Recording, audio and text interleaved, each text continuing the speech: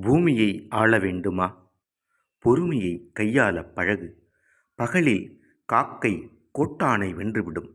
காலம் உணர்ந்து செய். செல்வம் உன்னோடு தங்கும். முடியாததெல்லாம் முடிந்து போகும்.